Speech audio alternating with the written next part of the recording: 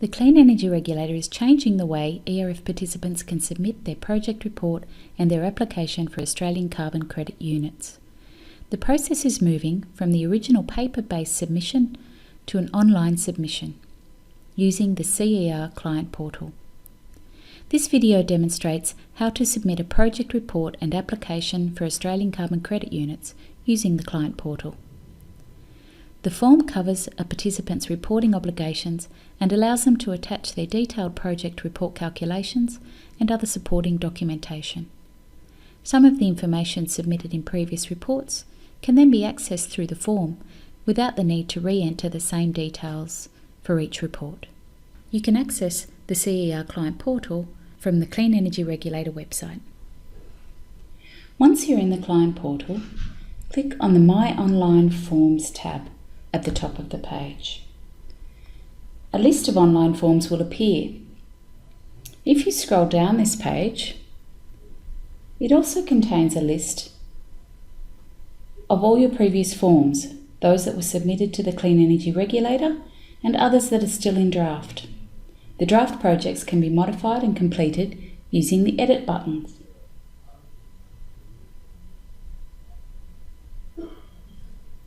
Find the ERF Project Report and Crediting Application form and click Apply. This will open up the ERF Project Crediting Application. The Before You Start page contains vital information that you must read. You should ensure that you are aware of all the requirements that apply to your project and have the information ready at hand for submission through the form. If you need to save before you complete the form, you're able to do this by clicking the Save button in the bottom right-hand corner of the screen. Once you've read all of the information on this page, click Next to take you to the next part of the form.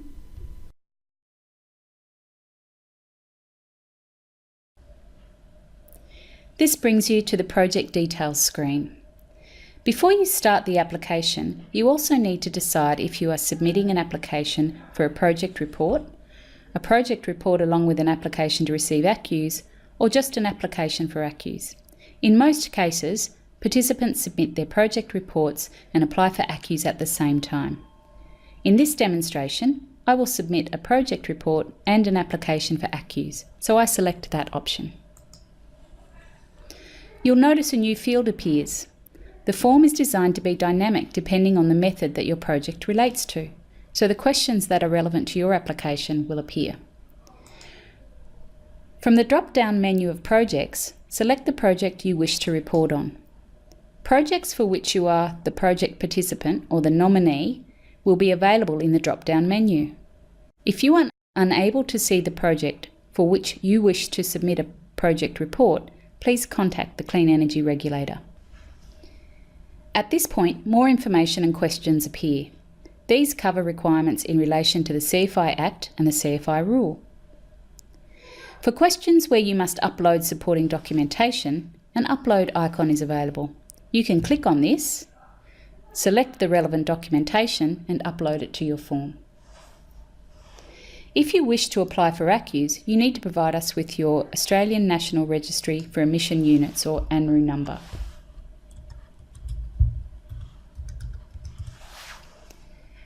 The next section on this page is a mandatory checklist.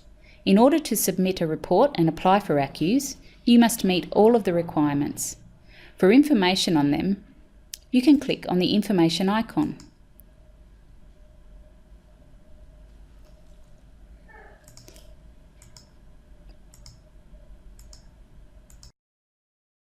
The following section is also mandatory if you are applying for ACCUs. In order for the Clean Energy Regulator to issue you with ACCUs, you must continue to meet the fit and proper person requirements. If there are any changes, you need to tell us about them. You can do that by providing text in the text box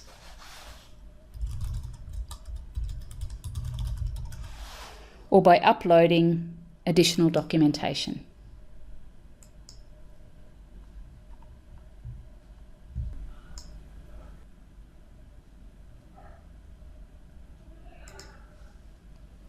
The final section of this page covers the notifications for your project.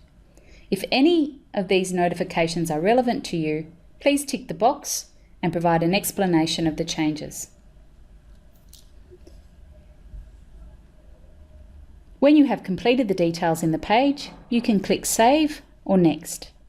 This will ensure that your responses are saved and take you to the next page of the form.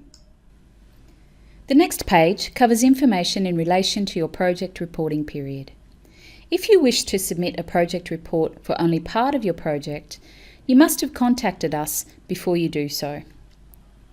The form will display the start date of your reporting period, and you will not be able to edit this date.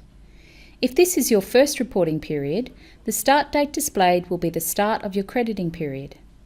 If this is the report for a subsequent reporting period, the start date is the day after the end of the last reporting period. If you believe that the date displayed is not correct, please contact us. Enter the end date of the period you are reporting for. There are rules that apply to how long your reporting period can be. It cannot be shorter than 1 month or greater than 2 years for emissions avoidance projects or 5 years for sequestration projects. More guidance can be found by clicking the Information button. If you have been contacted by us with a notice to relinquish ACCUs, please provide those details here. That completes this page. Click Next to move on.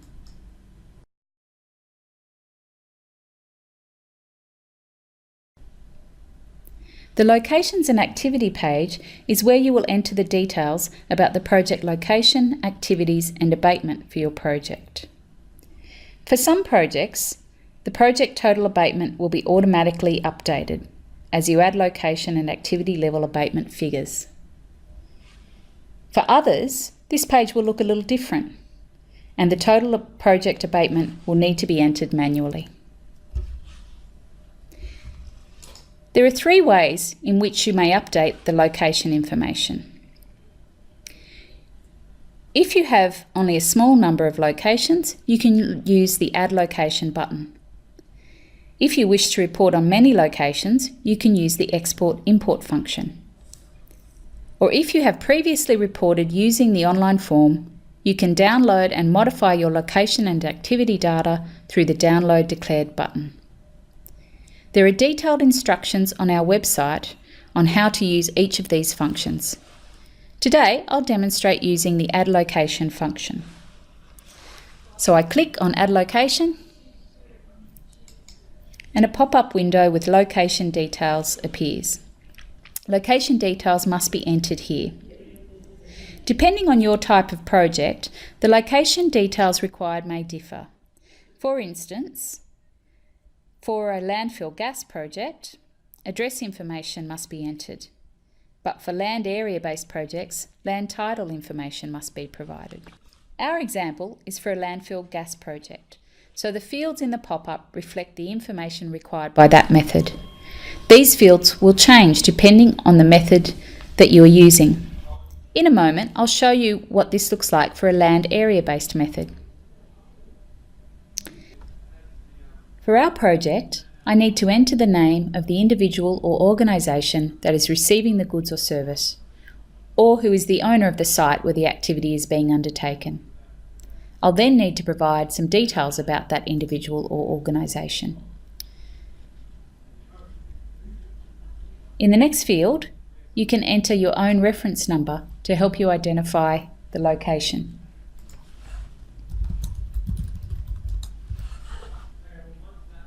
Start typing the address into the address search field. Validated address options will appear for your selection. Select a validated option from the drop-down list. The details for that address will then appear in the fields below. If a suitable address doesn't appear in the drop-down, you will have to enter the address details manually. If you don't have address details, you will have to enter a latitude and longitude value. Make sure you answer all of the remaining questions on the page. Don't forget, the information icon can give you more information and guidance on what's required under each field.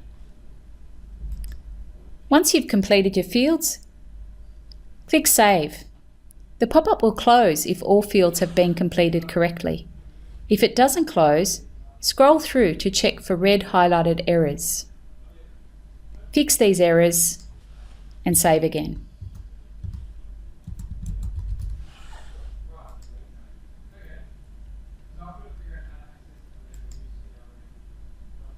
When you return to the Location and Activities page, the new location will appear.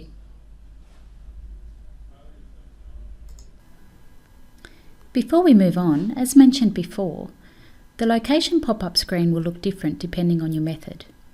For land area-based methods, which use detailed mapping information, the location data that needs to be entered will be different. Select the state of your location before you enter any other details.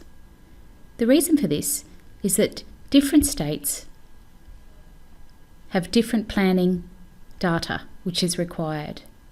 So the fields underneath the state will change depending on the state that's selected.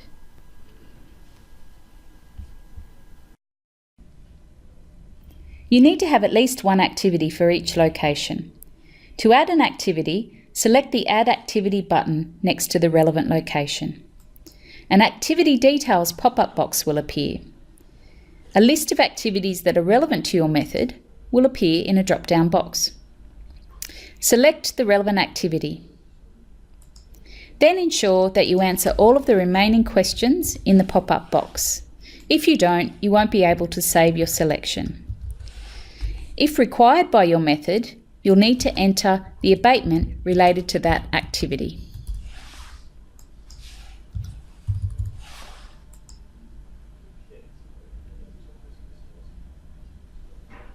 Once you've completed all of the fields, click Save,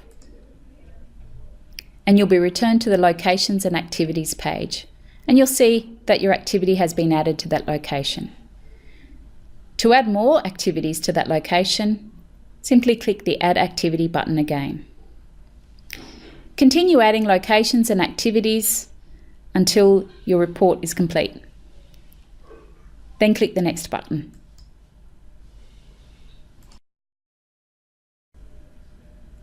The Audit section is where you indicate whether an audit is required with this report.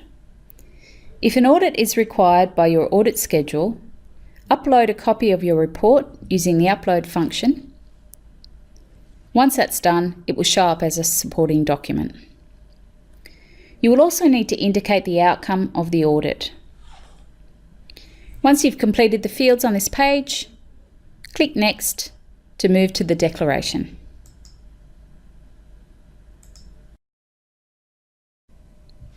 You have now entered all the information required and are almost ready to submit your application. Before you submit, you must review your application and clearly understand the declaration you are about to make. Please read the declaration carefully and check the required boxes. You need to enter the name of the person who will be making the declaration on behalf of the participant.